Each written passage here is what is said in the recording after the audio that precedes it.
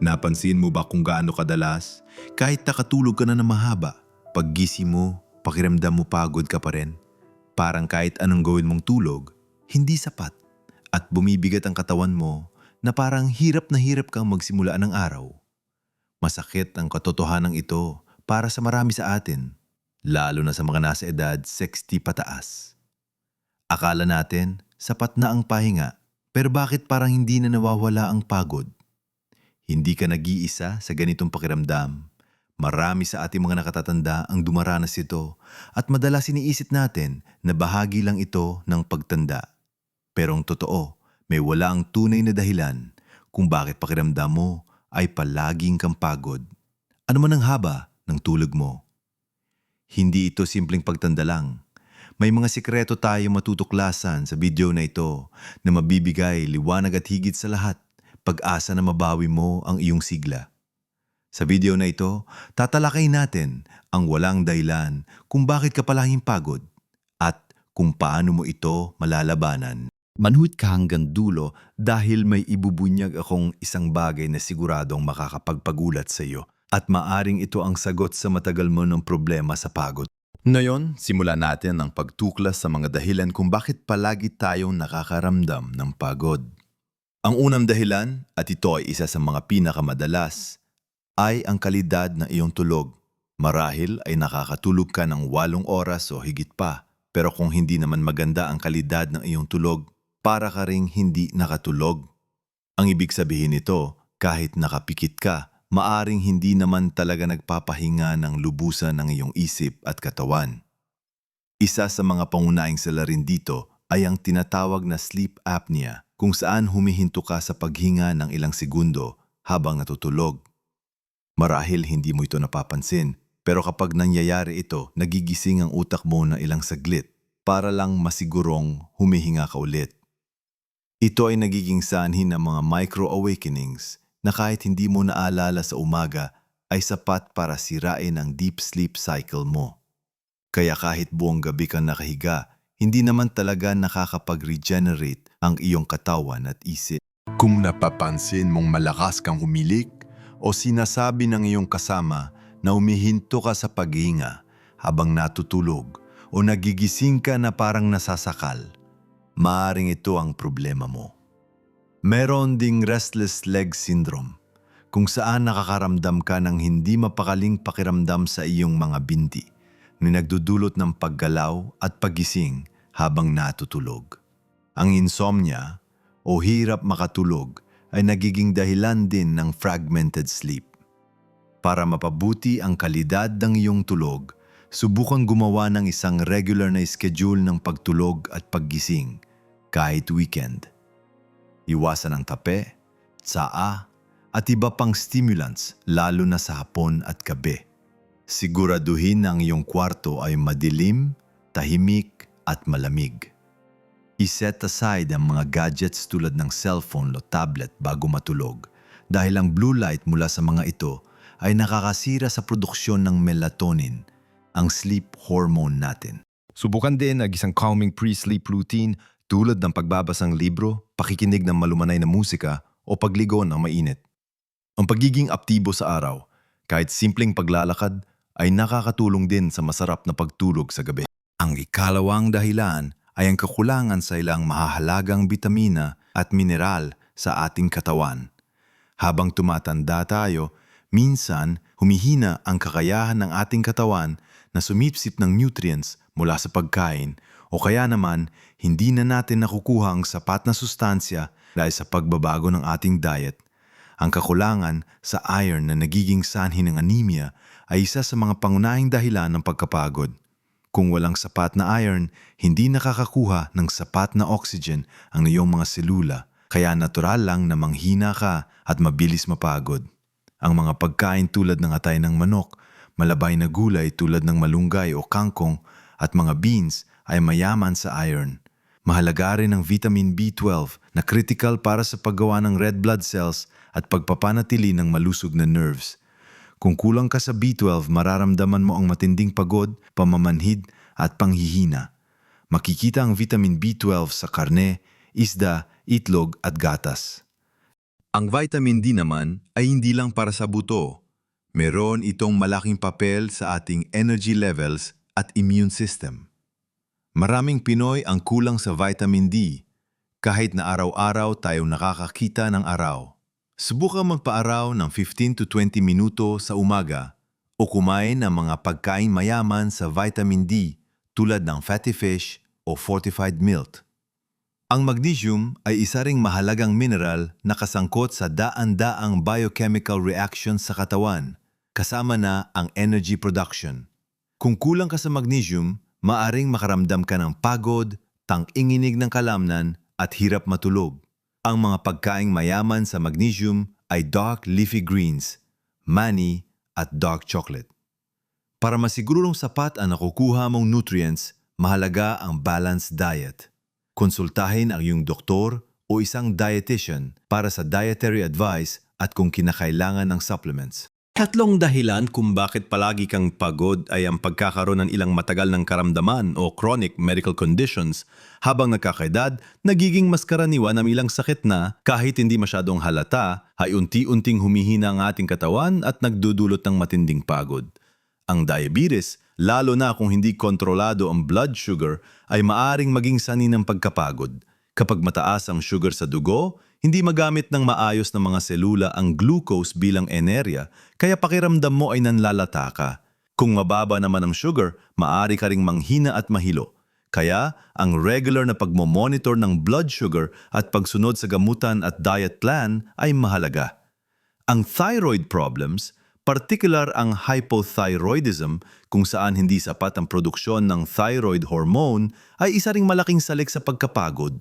Ang thyroid hormone ang kumukontrol sa metabolism ng katawan. Kaya kapag mabagal ito, lahat ng proseso sa katawan ay bumabagal din, kabilang na ang energy production. Bukod sa pagod, ang hypothyroidism ay maaring magdulot ng pagtaas ng timbang, panlalamig at dry skin. Mahalaga ang regular na check-up upang malaman kung may problema sa thyroid.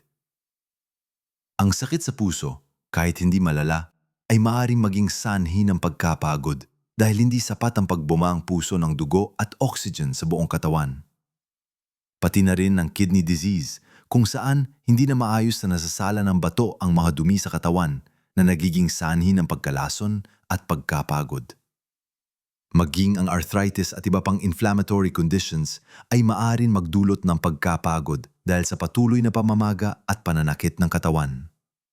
Kaya naman, napakahalaga na regular tayong magpakonsulta sa doktor, lalo na kung may nararamdaman tayo kakaiba.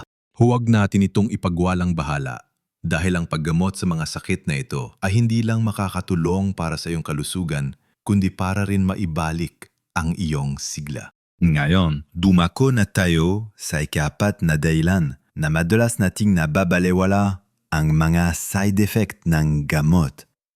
Marami sa atin ang uminom ng iba't ibang gamot para sa ating mga karamdaman at bagamat malaki ang naitutulong nito, maaaring magdulot din ang ilan sa kanila ng labis na pagkapagod bilang side effect. Halimbawa, ang ilang gamot para sa alta presyon, partikular ang beta blocker ay maaaring maging sanhi ng pagina ng puso at pagkapagod. Ang mga antihistamine na ginagamit sa allergy, lalo na ang mga lumang klase, ay kilalang kilala sa pagdudulot ng antok.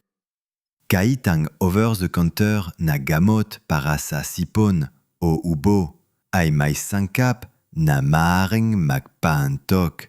Ang mga gamot para sa depresyon o anxiety, kahit na nilalayon nilang pagandahin ang iyong mood, ay maaaring maging sanhi rin ng pagkapagod sa simula o kung hindi angkop ang dosage. Pati na rin ang le muscle relaxant, o sleeping pills, na ginagamit para makatulog, ay maaaring magdulot ng hangover effect sa umaga, na nagpaparamdam sa iyo ng matinding pagod at pagkaantok sa buong araw. Kaya naman, mahalaga na laging basahin ang label ng gamot at itanong sa iyong doktor o pharmacist ang posibleng side effects. Huwag kang mag-atubiling magtanong Kung may pakiramdam kang laging pagod simula nang uminom ka ng isang bagong gamot, maaring may alternatibong gamot o dosage na mas angkop sa iyo. Ang komunikasyon sa iyong healthcare provider ay susi para masigurong ang iyong mga gamot ay gumagawa ng mabuti at hindi nadudulot ng hindi kailangang pagod. Ang ikalimang dahilan ay, ang ironically, kakulangan sa pisikal na aktibidad.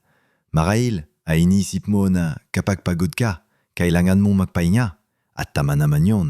Pero ang pagiging sobrang inactive o ang paghinto sa regular na galaw ay maring magdulot ng mas matinding pagod sa pangmatagalan. Kapag hindi ka gaanong gumagalaw, humili na ang iyong cardiovascular system, bumababa ang iyong stamina at nagiging mas mahina ang iyong mga kalamnan. Ang katawan mo ay parang isang makina na kailangan ng regular na paggamit para gumana ng maayos. Kung hindi mo ito gagamitin, magiging kalawangi at magiging mas mahirap itong paganain. Ang simpleng paglalakad, kahit 15 to 30 minuto lang sa isang araw, ay malaki na ang may tutulong. Hindi mo kailangan magbuhat ng nabibigat o tumakbo ng marathon. Ang paglalakad-lakad sa parke, paggawa ng mga gawaing bahay o kahit pagsasayaw sa tugtog na paborito mo ay makakatulong para mapabuti ang iyong sirkulasyon, mapalakas ang iyong puso at makapagbigay ng enerhiya. Sa simula, maaaring makaramdam ka ng bahagyang pagod pagkatapos ng aktibidad. Pero sa paglipas ng panahon, mapapansin mong mas magiging matibay ka at mas magkakaroon ka ng sigla. Ang regular na ehersisyo ay nakakatulong din para masarap ang tulog sa gabi na siyang nagpapabuti sa iyong energy levels sa umaga. Kaya kahit gaano ka pa kapagod, subukang gumalaw ng kaunti. Simulan sa maliit na hakbang at dahan-dahan itong dagdagan. Ang pagiging aktibo ay hindi lang para sa fitness, kundi para rin sa pagpapanatili ng iyong sigla at lakas sa bawat araw. Ang ika-6 na dahilan ay ang dehydration o ang kakulangan sa sapat na tubig sa iyong katawan. Ito ay madalas nating binabaliwala, ngunit malaki ang epekto nito sa ating energy levels. Ang tubig ay napakahalaga sa halos lahat ng function ng ating katawan sa pagdadala ng nutrients, pagtanggal ng dumi, pagpapanatili ng tamang temperatura ng katawan at sa paggana ng ating utak. Kahit bahagya lang ang dehydration, maaari ka nang makaramdam ng pagod, pagkahilo at hirap mag-focus. Lalo na sa ating klima sa Pilipinas, madali tayong mawalan ng fluids sa pamamagitan ng pawis. Habang tumatanda, minsan humingi na rin ang ating pakiramdam sa pagkauhaw kaya hindi natin napapansin na kulang na pala tayo sa tubig. Ang solusyon dito ay simple, uminom ng sapat na tubig sa buong araw. Hindi lang puro tubig, pwede rin kumain ng mga pagkain mayaman sa tubig tulad ng pakwan, pipino o sabaw ng gulay. Magdala ng bote ng tubig sa lahat ng oras para madaling inumin. Kung umiinom ka ng mga gamot na nagdulot ng paghihi, mas lalo mong kailangan na uminom ng maraming tubig. Ang pag-inom ng sapat na tubig ay hindi lang makakatulong para mawala ang pagod, kundi para rin sa pangkalahatang kalusugan ng iyong katawan. Ang ikapitong dahilan ay ang stress at mental health.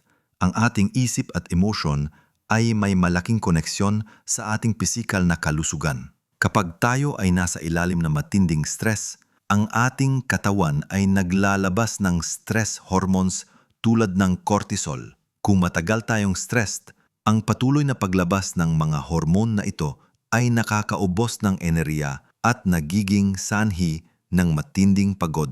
Ang depresyon at anxiety ay dalawang kondisyon ng mental health na malakas na naugnay sa pagkapagod. Sa depresyon, ang pakiramdam ng kawalang pag-asa at kalungkutan ay nakakaubos ng lakas at madalas ay hirap ding matulog ng maayos. Sa anxiety naman, ang patuloy na pag-aalala at pagkabahala ay nakakapagod sa isip at katawan. Hindi lang sa pagod, kundi sa hirap din mag-concentrate at mawalan ng gana sa mga bagay na dati ay kinagigiliwan. Mahalaga na bigyang pansin ang ating mental at emosyonal na kalusugan. Huwag kang makatubiling humingi ng tulong kung sa tingin mo ay nakakaranas ka ng depresyon o anxiety. Ang pakikipag-usap sa isang therapist, counselor, o kahit sa mga pinagkakatiwalaang miyembro ng pamilya o kaibigan ay makakatulong. Ang paggawa ng mga activities na nagbibigay sa iyo ng saya at pagpapahinga tulad ng pagbabasa, paghahardin, pakikinig ng musika o pagdarasal ay makakatulong din para mabawasan ang stress at mapabuti ang iyong mental well-being. Ang pagiging aktibo sa mga social gatherings at pagpapanatili ng koneksyon sa iba ay nakakatulong din para labanan ng kalungkutan at pagod. Panghuli, ang ikawalong dahilan na madalas nating hindi napapansin ay ang hindi magandang diet o hindi malusog na mga gawi sa pagkain. Ang ating kinakain ay ang gasolina ng ating katawan.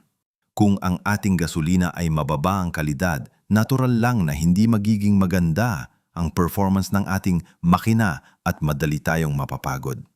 Ang pagkain ng maraming processed foods, matatamis na inumin at pagkain mataas sa taba ay maaaring magbigay ng panandaliang sugar rush, pero susundan naman ito ng sugar crash na nagpaparamdam sa iyo ng matinding pagod at pagkaantok.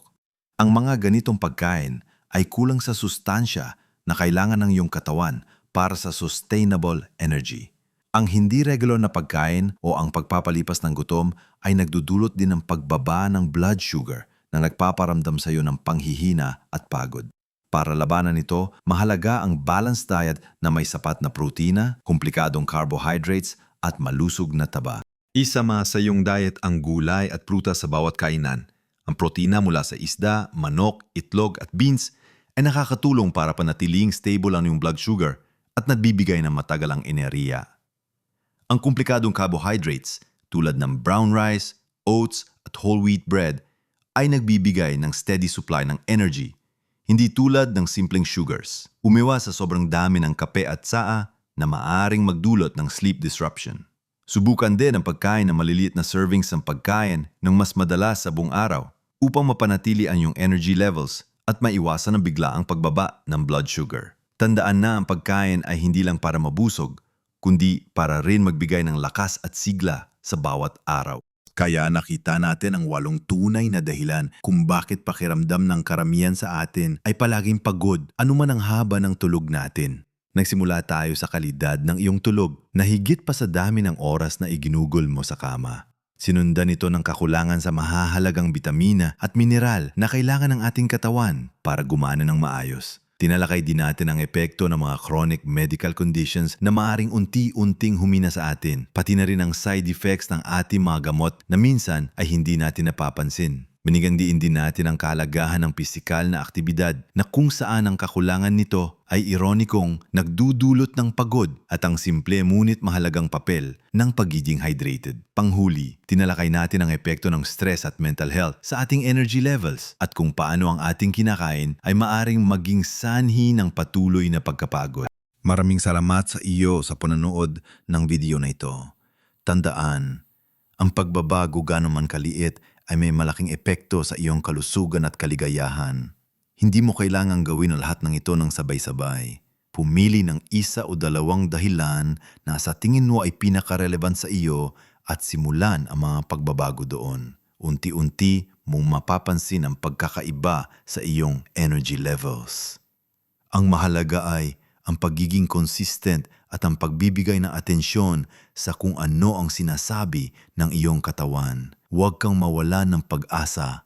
Ang pagkapagod ay hindi lamang basta bahagi ng pagtanda. May mga hakbang tayong pwedeng gawin para muling makaramdam ng sigla at lakas. Nais kong marinig ang iyong mga salubin at karanasan. May iba ka pa bang dahilan sa pagkapagod na nais mong ibahagi? Anong pagbabago ang sisimulan mo mula sa mga napag-usapan natin ngayon? Ibahagi mo ang iyong kwento sa comment section sa ibaba. Dahil malaking tulong ito sa ibang manonood na nakakaranas din ng parehong problema. Kung nakatulong sa iyo ang video na ito, pakiusap, bigyan mo kami ng like at mag-subscribe ka sa aming channel. Malaking tulong ito para patuloy kaming makagawa ng mga helpful na content para sa iyo at sa iba pa nating mga kababayan. Marami pa tayong pag-uusapan tungkol sa kalusugan at wellness para sa ating mga nakatatanda. Patuloy tayong matuto at lumago na magkasama. Alalahanin mo, karapatan mong mamuhay na may sigla at masaya sa bawat edad. Mabuhay ka at mamuhay ng pinakamaganda sa bawat edad ng iyong buhay.